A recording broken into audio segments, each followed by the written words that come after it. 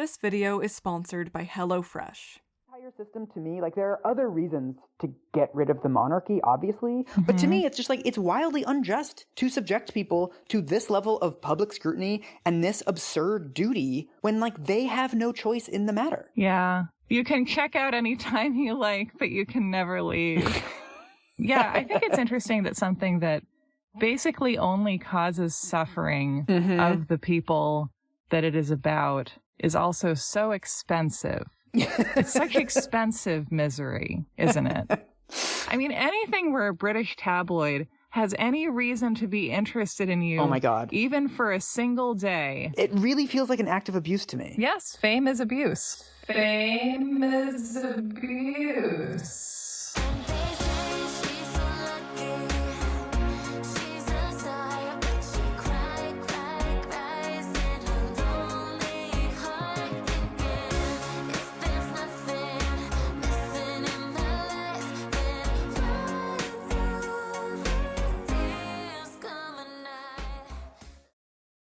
In a post-Me Too world, we've come to understand fame as a weapon wielded by powerful people to manipulate, abuse, and silence others. We've watched as major names like Harvey Weinstein, Kevin Spacey, and Bill Cosby have crumbled under their own hubris. You make me feel young again. In our current public understanding, fame is power. But to what extent is that really true? Are fame and power always the same thing? Or is there ever a point where fame becomes a weapon wielded by the public as a means of abusing the famous? I recently came across a tweet by fellow YouTuber Sarah Z, which made me really want to explore this question. In it, she said, "I want to talk about this public figure thing, just because, I feel like in insular internet communities, people vastly overestimate the amount of systemic power and prestige certain people have." This raised the question to me of what happens when someone has fame, but no power. Yes, fame comes along with endless privileges, but once it reaches a certain level, is it something that we as human beings are capable of withstanding? Maybe there's only an extent to which we can meet the demands of our public selves until we reach a breaking point. Maybe there's a point where fame itself becomes a form of abuse. To unpack this, we have to consider the idea of celebrity. Chris Rojek, the definitive pioneer of contemporary celebrity studies, defines celebrity as the attribution of glamorous or notorious status within the public sphere. He says that celebrity is a split between the public and private self. Of course, we all present a version of ourselves in the public that's different from when we're at home. I'm presenting a version of myself to you right now. But the celebrity self is presented to a much, much larger public than the regular Joe. Our current society almost revolves around celebrity culture, and we've been doing this for most of the 20th and 21st centuries. The public identities of figures like Marilyn Monroe, Elvis, Kurt Cobain, Michael Jackson, Whitney Houston, or Amy Winehouse have lived on much longer than the private people who embodied them, and have helped to shape the culture we live in. But there's one figure in particular who really cemented the public-private identity of the celebrity as we know it today. Do I even have to say her name? Princess Diana, whose charisma, vulnerability, and generosity won the hearts of the world, had an unprecedented impact on society's conception of what it meant to be famous. In an article published shortly after her untimely death, Jonathan Alter wrote, "If Helen of Troy was the face that launched 1,000 ships, Lady Di launched at least 1,000 covers and hundreds of millions of newspaper and magazine sales. In the 16 years since her marriage, she became not only the most famous woman in the world, but the only personality who consistently sold big in the global marketplace. There was even a time when Diana was the most photographed person in history. Since her death, the power of her image remains stronger than ever. Say the words revenge dress to anyone and they'll probably know what you're talking about." Yet the irony of Diana's role as a public figure is that her extreme fame is both what made her a fixture of history and what caused her demise. Alter goes on to say, "Dodging tabloid photographers, she was doing her bit not just to preserve some privacy, but to hold back forces that she helped unleash, forces of media intrusion that will now be subjected to an unprecedented backlash. In a twisted way, she died in the line of duty, not to country, but to the age she came to represent." Diana's entire existence, her life and her death, is contradictory. She was the master operator of the camera, knowing the exact outfits, poses, and moments that would give the people what they wanted, but she was also a victim of it. This contradiction of simultaneously feeding off of public interest and being abused by it is a product of a dynamic that scholars call the parasocial relationship. First coined by sociologists Horton and Wall in 1956, the parasocial relationship is an intentional but illusionary dynamic between an audience and a public figure, typically in the realm of mass media. Essentially, it's when we think we know a celebrity intimately despite the fact that they're a stranger to us. Diana was the poster child for this. When she died, the world genuinely grieved for someone they had never met. So for this video, I want to look at what I see to be 3 facets of parasocial relationships and how they facilitate abuse: persona, authenticity, and intimacy. And rather than focusing on Diana, I'm going to look at 3 different celebrity case studies to explore how wide-ranging parasocial relationships can be. Let's start off with Britney. Persona is a crucial aspect of parasocial relationships. According to Horton and Wall, the public's closeness with a celebrity is contingent upon their appreciation for how well they manage to present themselves as a real person, regardless of how constructed that realness may be. When we get a glimpse of a celebrity's private image, it's typically complementary to their public image. Britney Spears was an excellent example for this. Since the start of her career, Britney had always occupied a pretty contradictory public identity. From the outset, she dangerously teetered the line between baby and woman, Madonna and Magdalene. She perplexed audiences with her hypersexual getup and carefully trained baby voice, the bizarre combination of which was distilled in this 1999 cover for Rolling Stone, which outraged the American Family Association, who decried it as a disturbing mix of childhood innocence and adult sexuality, even going so far as to ask God-loving Americans to boycott Britney's albums. But in the early years, detractors of Britney's hybrid image were easily shooed away. Why, you ask? Well, Britney and her team were very adept at enforcing a version of Britney's private self that helped to soften her hypersexual public self. Her roots from a rural Mississippi town called Kentwood initially cast her as an earnest, hardworking, all-American woman. She was just an ordinary gal whose raw talent allowed her to be plucked from obscurity and thrust into the limelight. Of course, this wasn't true. Britney's parents pushed very hard for their daughter to make a name for herself. She also had a very astute PR team and record label who gleefully capitalized on the public's perverse interest in teenage girls by making it seem like Britney was unaware of her sexual appeal. Listen, I'm 37. How old are you? I'm 17. I'm old enough to be your mother. I don't want to see you in that shirt again, unless you have a vest. I'm so glad you're bringing this up. I was so humiliated. You do not understand. I'm going to Orlando thinking it's going to be like 90-degree weather, and a storm, of course, goes through when I get there. And then I go out there, and when I came back, there was nothing I could do, and I was so humiliated. Yeah, it was cold. Things happen. The way they were able to do this was by leaning into her Southern heritage and waving away criticism by chalking up her hypersexuality to being a product of small-town naivete. So you have no problem at all reconciling the, Christian values, good moral, upstanding values, with being a little flirtatious, tantalizing, provocative? You would be boring if you couldn't flirt. I mean, it doesn't say in the Bible that you can't flirt or be sexy. In a 1999 autobiography, she says, "The crop tops and hip huggers I wore in some of my videos were the kind of clothes we used to wear in Kentwood. It can be scorching during the summer, so the barer the better, and I'm real comfortable dancing in them." Kentwood was branded as a place of humble beginnings, an American every town where people don't have a lot but work hard to make an honest living. Welcome to my hometown of Kentwood, Louisiana. It's a small town about an hour north of New Orleans. This is my great-grandmother. Everybody calls her Granny, and you haven't tasted any seafood until you taste hers. People come from all around for her crawfish. Hey, man. I work the cash register and clean the tables and help the customers. These are going to be the best shrimp you've ever had. I really love living in Louisiana. The people here are so nice. They treat you like family and make you feel right at home. In the same book, Britney's mom, Lynne, says, "Looking back, I don't know how we managed, but somehow we did. Bad as it was, it taught us something. God helps those who help themselves.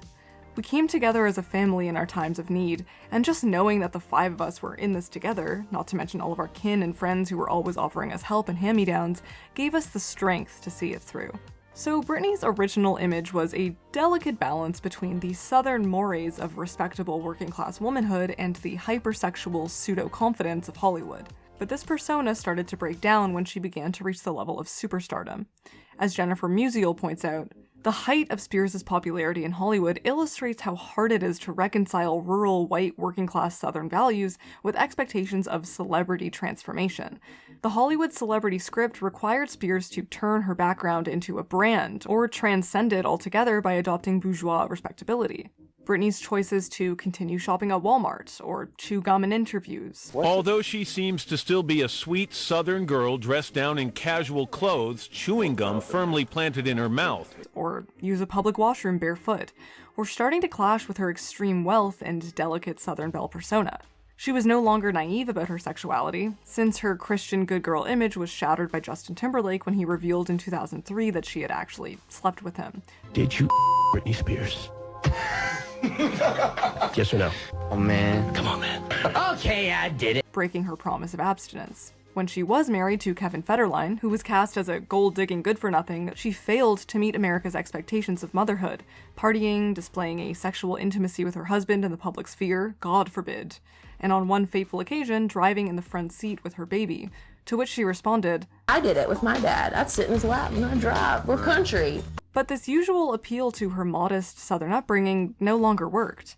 In the eyes of the public, Britney was now the symbol of white trash womanhood. As Musial states, unlike her early years, Spears was no longer the humble, wholesome new Southern belle. Now she was backward, irresponsible, and unapologetic. And public scrutiny of Britney was brutal. What has Britney Spears done this past year? What has she lost? She's lost her sanity. Her underwear. She's lost her boyfriend. All right. Respect her dignity, number 5. Her children, number 6. 8, I guess. Number 7. Her fans. All righty, there you have it. You okay, Britney? You sick? This way.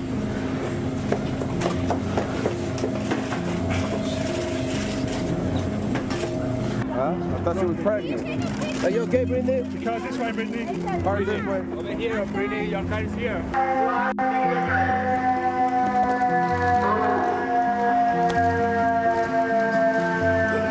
up! Back up! Back up! Back off the drive, gentlemen. This won't happen if you just back off. Shut And you see what happened. Sorry about that, Why don't you take one I'm right a now? person just like you. Why don't you take one right now? Your people. Can you take a picture of us, Britney? It was the greatest impression of an office worker embarrassing themselves at a holiday party I have ever seen. 5 stars, Britney. Bravo. It involved a lot of mirrors. And when Britney was rehearsing it, she kept stopping the song and saying, "Who hired the fat girl?" Thank goodness you said that and not me. Extra claimed that she was seen texting somebody immediately after her performances. Any guesses on the nature of the text, Joel, and the recipient of the text? Well, I'm not sure, but I think we can rule out dietitian, personal trainer, psychologist, clothing stylist, makeup artist, nanny. I can keep going. Actual musician, songwriter. Stop me at any time. Constant surveillance, ridicule, and public humiliation culminated in the 2007 moment I'm sure you're all well acquainted with.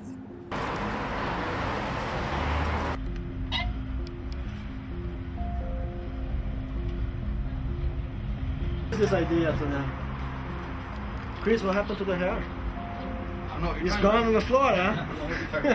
Come on. This has now become one of the most iconic moments in pop culture history. For all the wrong reasons, of course, but it was nonetheless a breaking point in how we understand celebrities. In the throes of a public divorce and admittance into rehab, Britney walked into a salon in Sherman Oaks and shaved her head, to the dismay of her public and the delight of the media. This was highly documented by over 70 photographers, and there's been a lot of speculation throughout the years about whether she had consciously made this a symbolic decision. But, intentional or not, it was symbolic. In shaving off her locks, Britney had shed her blonde bombshell identity. This was Britney revealing her true private self for the very first time. But what this private self was exactly, we can never be sure, since the photos documenting this moment don't exactly pin down a single reaction from Britney. She goes from contemplative to defiant to lost to happy from picture to picture.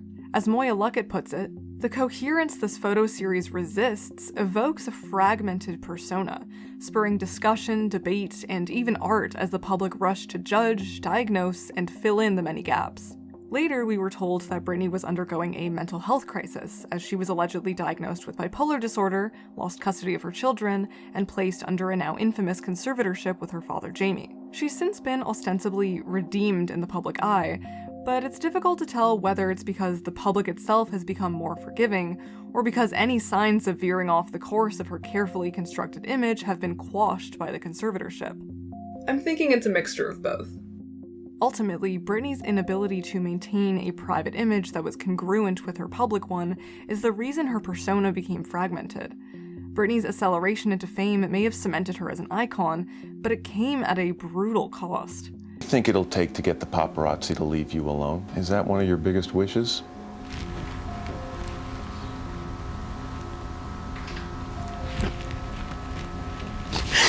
Yeah. It's okay. I would like for them to leave me alone. In her commentary on Britney's public breakdown, Luckett says, "Her actions suggest a figure whose intimate life has become so public that millions have to witness her experiences and emotions to validate that they exist. In turning herself into representation, Spears reveals that she is like us, a spectator participant in celebrity culture."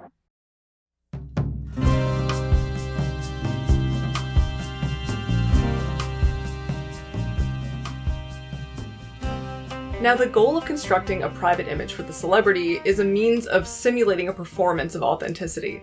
In an essay on celebrity authenticity, Erin Meyers says, "The supposedly true, intimate, and behind-the-scenes details of a celebrity's private life are of the utmost concern for media sources, as they emphasize the notion of a real celebrity who, in her unguarded or supposedly outside the public eye moments, is just like the average person. Thus, while the fan may recognize that the star seen on screen or stage is a highly constructed figure, the star is brought close and revealed as a regular person through the coverage of the details of her private life within the media." Of course, as we saw with Britney, it's all about making sure that your private celebrity image is kept within our social norms, or else you can be deemed a pariah or a train wreck. Which means there's an important distinction to be made between manufactured authenticity and candidness. I think the best case for this is the very different evolution in the celebrity images between Selena Gomez and Miley Cyrus. Both stars were titans on the Disney Channel, with each getting their own respective show, many hit songs, and one Jonas brother. From the looks of it, it seemed like Miley and Selena would have a similar trajectory into adult stardom. But obviously this didn't happen because we were obsessed with taking bets on which Disney stars will make it out okay and which will derail into train wrecks. And we saw this divergence play out in the media once again as Selena and Miley reached their later teens. Miley's role model status quickly plummeted when she appeared underaged and scantily clad on a 2008 cover of Vanity Fair. From here on in, Miley was now a certifiable bad girl and thus the subject of widespread public scrutiny. Pole dancing at the 2009 VMAs, being the subject of leaked, risque photos and a video of her doing salvia, ending with her official induction into bad girldom with the Can't Be Tamed video. But it was also around this time when Miley began stepping out of the carefully maintained and closed-off image of Disney. So is this phase of your life and your career over as you move on to the next area? Well, the show still is going to air coming towards the end of this year. There'll be more Hannah Montana episodes, so that's still, good for my younger audience that they can, have that. And there's a lot of everyone likes the show. It's a family show, so it's good for the families. And then, so that's not completely over for my fans, but I'm kind of moving on to new things. Selena, on the other hand, was still acting on Wizards of Waverly Place and starring in a number of Disney and children's movies. Her singing career was beginning to take off, but her songs and performances remained pretty PG. Even when the moment came for her to shed her good girl persona in 2013 with Spring Breakers, she was cast in a role that was much more tame than her co-stars. Despite the two having been pitted against each other ever since they vied for the human equivalent of a Kraft single, the two stars crossed paths when Selena appeared on Miley's Instagram Live in 2020. And the contrast here in how these two represent themselves is clearer than ever. Miley speaks in her usual rapid manner. She wears a kitschy Gucci sweater and is surrounded by loud scenery. Selena, on the other hand, is wearing a simple blue sweater with her hair tied back and sits in a clean white room. Unlike Miley, she speaks slowly and meditates on her responses. What's something that you can use to filter helpful thoughts versus hurtful thoughts? Because I know this is a time where the ants just totally want to attack our brain. And I think when things like this are happening, we love to be future telling. We love to be psychics where we know what's going to happen and we really don't know anything. And it can just give us anxiety What do you use to keep yourself helpful? Communicating with like women I respect. You know, like I have a few older women that I look up to that aren't in the industry. I call them, and I think talking through what it is you're feeling is extremely helpful. When they talk about their respective struggles with mental health, Miley goes directly through childhood anecdotes, whereas Selena keeps her discussion more general. This contrast underscores the very filtered nature of Selena's image, even when she's opening up, as opposed to the almost stream of conscious way that Miley presents. This can also be seen in their individual interviews throughout the years. Upon going through various videos and articles featuring Selena and Miley, my researchers and I found that Miley tended to be much more flexible with her vocabulary and tone. She's also very defiant towards criticism. You have been half naked almost this whole year, it seems to me. It's getting cold now, so I gotta... You're wearing a little silk shirt. For example, in a 2010 interview with Parade, she says, "I am not a doll, and people want to treat me that way. They say, now this is what we need to do with your makeup, and this is what I want you to wear." And I'm like, dude, I choose. When I was 12, that was okay, but I'm older now. I have an opinion. I have my own taste. Her tone is often casual, and she rarely holds back with swearing. Whereas Selena, even to this day, is much more measured in her interviews. When she spoke with Tolentino for Vogue earlier this year, she said, "I think I spent so many years just trying to say the right thing to people for the sake of keeping myself sane. I'm such a people pleaser." Selena has often been referred to as a role model for her fans, but Miley has long occupied the opposite position. Whenever she's interrogated about falling into the footsteps of Britney and Lindsay Lohan, she and her family have maintained that Miley and other celebrities of her ilk are simply doing what non-famous girls their age are doing. You know, you have to realize this is a 20-year-old girl. 21. Oh, yeah.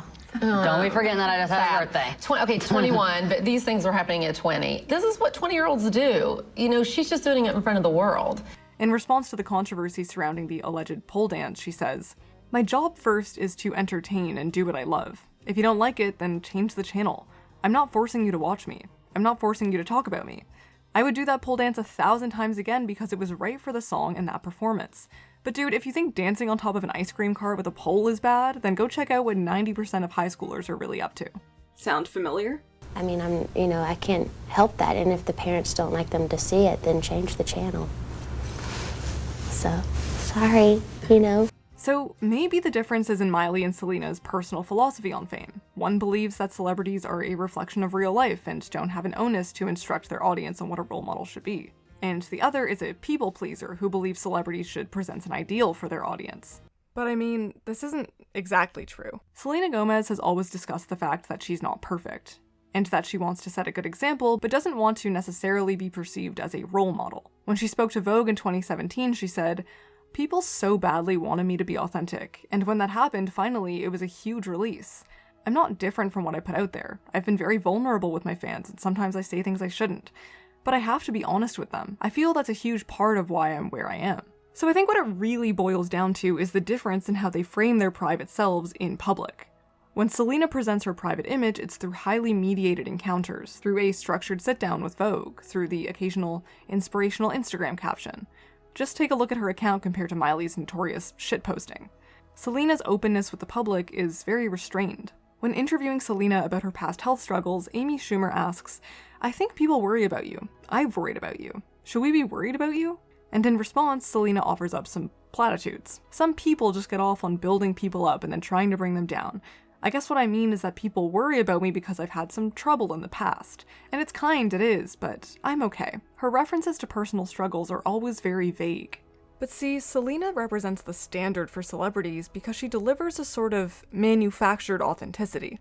As Meyers says, it's the tension between the two sides of the persona, larger than life, and the real person, coupled with the tension between the possibility and impossibility of knowing the truth about her life, which makes celebrities so intriguing to the public and such apt ideological symbols. And this is where she really differs from Miley. Where Selena represents manufactured authenticity, Miley represents candidness.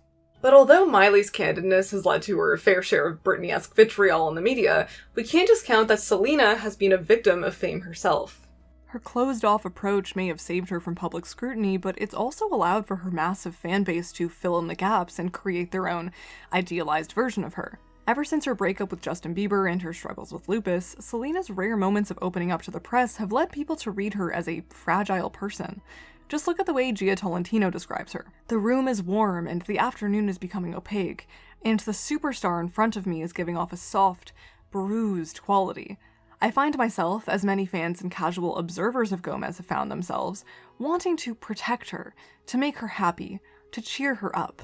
Selena appears to have lived a very restricted life. She even told Vogue this year that she doesn't have access to her social media anymore. Her assistant does. Miley's authenticity, or candidness with the public, has gotten her into trouble, but Selena's commitment to performing this authenticity means that she might not be living with any degree of autonomy that a person should be. In response to Selena's desire to break free from Disney, Tolentino says, "It's partly a matter of her face, which remains stubbornly youthful. Even when she's going full bombshell, you can still imagine her cheeks surrounded by flowers and cartoon hearts. It's clear that Selena's personal brand of authenticity has placed her in a perpetual state of adolescence. People describe her in a way that makes her sound like a porcelain doll rather than an autonomous, near 30-year-old. She even said to Vogue, "Look, I love what I do and I'm aware of how lucky I am, but how can I say this without sounding weird? I just really can't wait for people to forget about me." Both Selena and Miley were placed in the Britney, Lindsay, Amanda pipeline, and both have used their separate tactics of authenticity and candidness to avoid going down that route. Miley has tried to take control of the abuse by staying one step ahead of the public and capitalizing on her lack of restraint by making it a brand. Conversely, Selena has submitted herself to the public by manufacturing a passive private image, which has in turn restricted her from breaking free of her adolescent public self. However you read this, authenticity versus candidness, there always seems to be a sort of double-edged sword for celebrities of this caliber, particularly for women. Candidness can subject celebrities to public scrutiny and outcasting, but it also allows them to navigate life unrestrained, if they're prepared for it. And manufactured authenticity helps to preserve a public image, but that doesn't necessarily equate to an unrestrained private life. So is there really any healthy way to navigate fame and the public-private balance at this level? I don't know.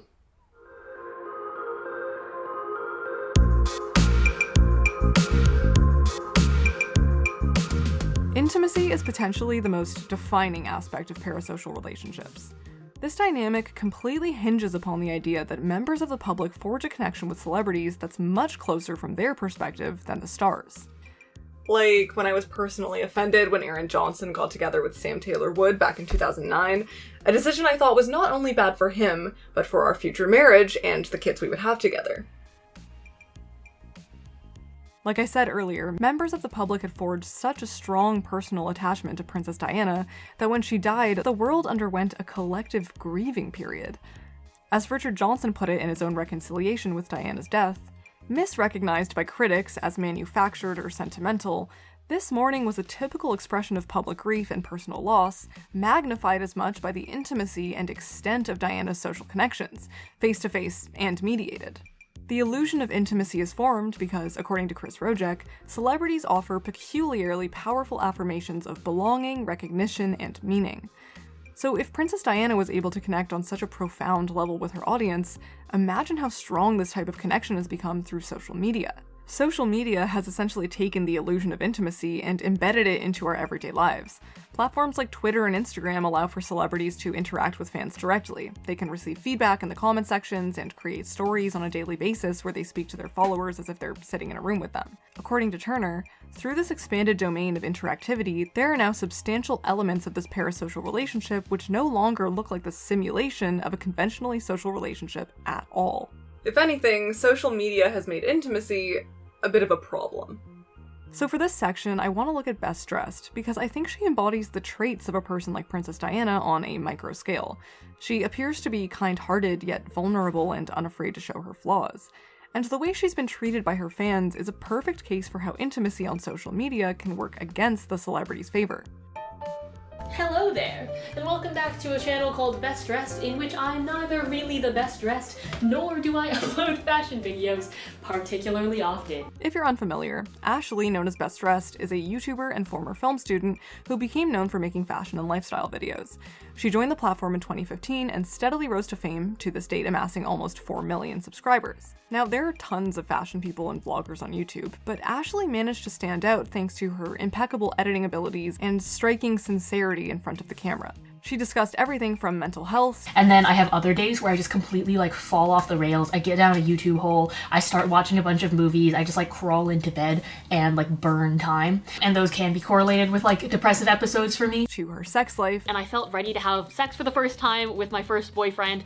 I had this like, it was an uncontrollable feeling of shame and guilt. To her inability to live a fully sustainable lifestyle. I wish that I could dive headfirst into sustainable fashion, stop buying fast fashion altogether, and just have a wardrobe of completely reformation and vintage and thrifted items. I'm wet just thinking about it. But unfortunately, as a college student paying rent in LA, that's just not happening right now. She had previously been attending school and living in LA, but around January 2020, she moved to New York, where she was able to get her own apartment. But very soon after moving, the world quickly went into lockdown, and Ashley found herself confined to her home, all alone in a new city.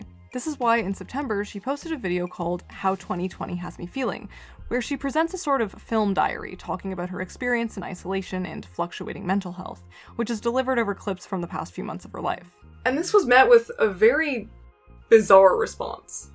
Comments ranged everywhere from, "Why didn't you wear a mask when you blew out the candles on your birthday cake?" to, "Why are you romanticizing the pandemic?" to, "You should get therapy." Very quickly after, a barrage of videos began to pop up evaluating where Ashley sits on the problematic spectrum and basically picking apart every apparent indiscretion she's ever made in her life. Things like, Ashley isn't as sustainable as she says she is. Ashley comes from a wealthier family than she lets on, that she romanticizes mental illness and makes too many sex jokes. The horror. Now, online celebrities are frequently the subject of criticism, but something about the critiques waged against Ashley feel unbearably intimate, almost beyond the illusion of intimacy you get with regular celebrities. At some point, this healthy interest crosses over into a sense of ownership as the audience takes up a more paternalistic and controlling position over the celebrity. In his book, 21st Century Celebrity, Fame and Digital Culture, David C. Giles finds that online celebrities, or micro-celebrities, are cultivating fundamentally different relationships with their followers than the traditional celebrity. This is especially evident with vloggers, who confirm their authenticity through the performance of intimacy, like engaging in a conversational dialogue with the camera. Hey guys, welcome back to my channel. I hope you're all well. Good morning. Today's the day. Good morning, everybody. Hello, my beautiful friends. Welcome back to my channel. Giles says that the parasocial relationship between YouTubers and fans is reinforced further by moments of vulnerability on the part of the celebrity, particularly in the form of confession. Ashley's confessionals differ from the traditional Selena Gomez confessional because they're coming straight from her, sitting in her own home and framing her own narrative. There are no peering eyes, or Diane Sawyers, or cameramen watching her as she tells us the details of her life. These are coming to us from a far less mediated environment. Like Giles says, it's during these moments that viewers feel they have access to the inner reality of the celebrity, and we see the gap between vlogger and viewers narrowing.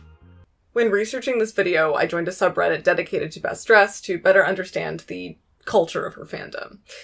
And wow. The majority of the posts are either people nitpicking the details of her personal life or just straight up talking shit about her. Let's take a look, shall we? Her relationship with Ashley's videos. Her videos are clearly made with tons of love, patience, and effort. However, every other word that comes out of her mouth makes me literally physically cringe. The sex jokes she makes, while blatantly unfunny, are over-the-top cringy, and half the time incredibly gross and not relatable. See her latest apartment tour. She clearly does it as an attempt to destigmatize sex, which unfortunately falls flat as her joke usually falls into the TMI category. Not too sure how we can destigmatize sex if people still think frank conversations about it are quote-unquote gross. Ashley's fashion evolution. Has anyone else noticed how much her style has changed? I know she's getting older and can't stick to one thing constantly, but she was someone who I genuinely went to for fashion advice, and she had some really good tips about how to match things and make them work. Judging by her Instagram posts now, it's almost like she just throws thrifted things together and calls it an outfit, and a lot of the time they don't really work together. For someone who was so conscious of colors and materials and silhouettes, it's a bit disappointing for me, especially considering how much I really appreciated the advice she gave. This person tried to defend her but got 0 upvotes and was promptly retaliated against. It's strange because these people seem to just purely dislike Ashley, yet are congregating in a forum as fans. Obviously, these types of posts will appear in any subreddit, but the sheer volume of nitpicking and overanalyzing makes it look like this is the consensus within her fanbase. And I'm clearly not the only one who's weirded out by the atmosphere here, because the creator of the sub locked it due to what they perceived as toxicity and obsessiveness. And it's sad, because this started as a forum for people who wanted to share ideas about fashion and celebrate Ashley's hard work. What the growing accountability culture of her fandom seems to suggest is that because she has a platform, Ashley should publicly own up to all of her minor personal mistakes. But a lot of these perceived mistakes are a facet of being a human being. We're full of contradictions and flaws. Ashley doesn't address her mistakes because she still operates as a private person, since her fame was acquired so quickly and through unconventional means. She doesn't have a PR team, nor is she media trained. She hasn't adapted her life to celebrity status because she doesn't live the life of a celebrity. And it looks like this atmosphere amongst her fans may be getting to Ashley, since she seems to have entered an indefinite hiatus on YouTube and appears to now only be operating on Instagram. Of course, this is purely conjecture. But I'd probably leave YouTube too if I received this amount of condescending animosity disguised as concern. In a study on veteran YouTube vlogger Zoella, Ann Jerslev states, performances of a private, authentic self are what is valued in social media celebrification through strategies of connectedness, accessibility, and intimacy. Because Ashley was so accessible to her fans, it gave them an illusion of access into her personal life that quickly devolved into an illusion of ownership. And then if you look at the comments under her Instagram posts, it seems that a large portion of her fans think she owes them an explanation for her hiatus since she's making money off of them with Instagram ads. This is exactly what's wrong with the parasocial relationship. The celebrity needs their audience to survive. So the justification quickly becomes, without us, you wouldn't be here. And is this acceptable in any other context? No, obviously not. And this is where we come to understand that social media has an intimacy problem. Social media has taken the traditional celebrity, who has an entire industry behind them, and conflated them with regular people who just so happen to achieve fame online, the micro-celebrity. Which means that all the media's power to harass and abuse celebrities has now been placed directly into the hands of the public. Like Sarah Zed said, we overestimate the systemic power of micro-celebrities. They receive all of the abuse up front, but might not have any of the resources to deal with it. If a star like Britney crumbled under the demands and pressure of being under the public eye, how do we expect someone much less powerful to make it through? This is a story about a girl named Luckett. Early morning, she wakes up, knock, knock, knock on the door. A 2017 study found that 1 in 4 millennials would quit their job to be famous. Hey, the second I started getting any traction on YouTube, I completely reoriented my career path.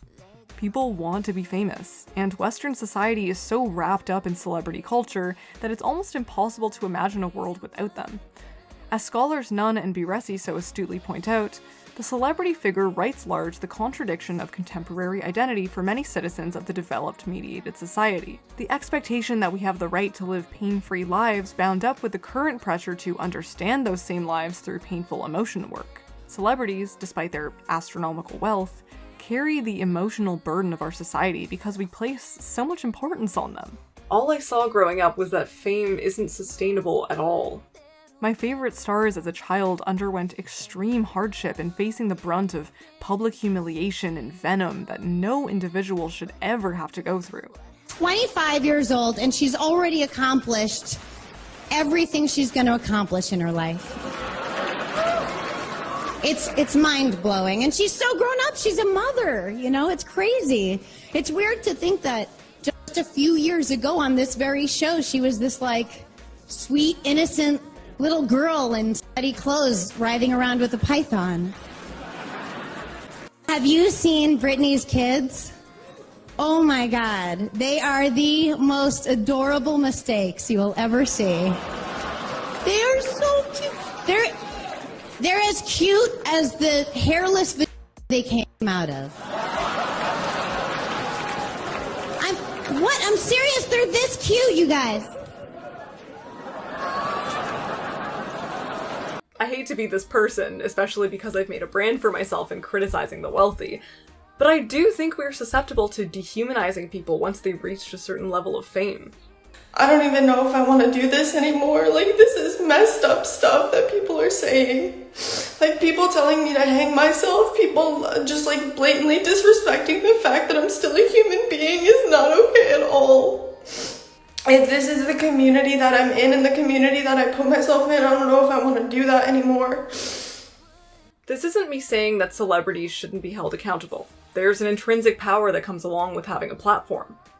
But by deconstructing the foundations of fame, persona, authenticity, and intimacy, I hope that I've been able to demonstrate that it isn't so much the public or celebrity who are necessarily to blame, as much as it is the inherent structure of fame, and how quickly it can dehumanize the people who achieve it.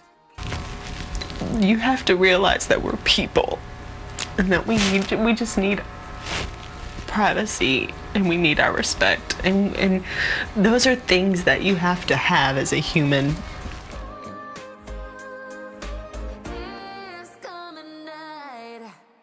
I'm happy to introduce this video's sponsor, HelloFresh. As you may know, I'm balancing school with YouTube at the moment, so I find that I don't have a lot of time to peruse around the grocery store. That's why a service like HelloFresh is so great, because I can order delicious seasonal recipes and fresh, pre-measured ingredients straight to my door. HelloFresh is America's #1 meal kit service. It allows you to get creative with your food and break out of your recipe rut while offering a number of healthy alternatives, like vegetarian or pescatarian options, every single week with ingredients sourced directly from farmers. I have a ton of trouble with meal prep and often buy more produce than I need, but it's great because HelloFresh cuts out the stress of meal prepping so you can actually enjoy your cooking. In my experience, the food is genuinely really good and incredibly easy to make. I was actually able to use up all of the ingredients. Some days I'll make a 4-person meal and put it all into a Tupperware to have for the rest of the week, and on other days I'll make a meal to share with all of my roommates. With HelloFresh, you can get dinner on the table in just about 30 minutes, or even 20 minutes with their quick and easy options. And it can save you up to 28% of your regular grocery store bill. The service is also very sustainable, which is super important to me. All of their packaging is made from recyclable and/or already recycled content. And according to the University of Michigan, HelloFresh's carbon footprint is 25% lower than that of meals made by store-bought groceries. And it isn't a huge commitment either. You can easily change your delivery days and food preferences, or even skip a week whenever you need to. HelloFresh is also taking the time to give back during the pandemic by taking extra steps to keep their employees and customers safe, and donating over 4 million meals to charity in 2020. So go to HelloFresh.com and use my code BROE12 to get 12 free meals, including free shipping. That's BROE12 to get 12 free meals, including shipping. Special thank you to Louis Osta, Syed Hassan, Malpertui, Izzy, DW, Cooper Stimson, Nina E., James Barcelona, Tenzing Mingmar, Greg Peter, and Emerson Ross for supporting this channel.